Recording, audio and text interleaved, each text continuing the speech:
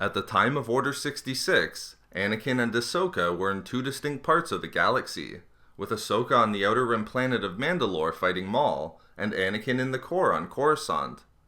There was no way for Ahsoka to know at the time of Order 66 that Anakin had fallen to the dark side to join the Sith, and become Darth Sidious's new apprentice, Darth Vader.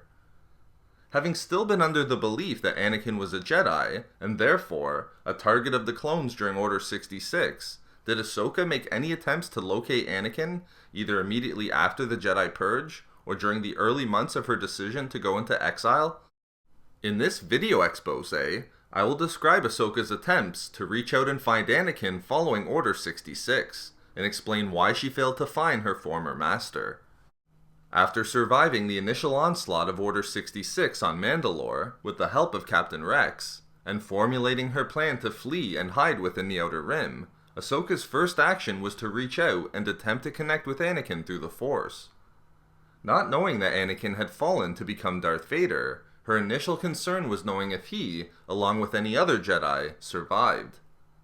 Having reached out with the Force to determine if Anakin lived through Order 66, Ahsoka was not able to sense her former master through the connection that they shared. In fact, she only felt darkness and nothingness in the Force, making her attempts to connect with Anakin and the other Jedi futile. Desperate to know if her master was alive, Ahsoka even thought about using conventional methods to contact him, but stopped herself knowing that it would compromise her safety. We can only assume that Rex informed Ahsoka about the details surrounding Order 66, having relayed the information and warnings that he was given by Fives. This, coupled with the fact that she felt completely alone in the Force, would have made it clear how much danger she was in.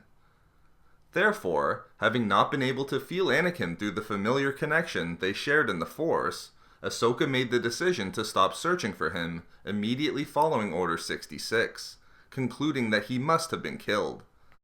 After fleeing into the Outer Rim and hiding herself from the galaxy, Ahsoka was functionally comatose and made no attempts to find Anakin, choosing to completely abandon all use of the Force, let alone trying to connect with and find her former master. However, even 1 year after Order 66, Ahsoka was still very much mindful of Anakin's way of doing things and his teachings, wherein she would have to remind herself that he was dead and that she was alone. However, 1 year after Order 66, when Ahsoka came out of her comatose state and started using the Force and meditating again, she continued to try to reach out and locate Anakin, if he had indeed survived. Importantly, similar to what happened on Mandalore 1 year earlier, the familiar presence of Anakin in the Force was gone, and again her attempts to connect with him failed, as there was only a dark nothingness where her master once was.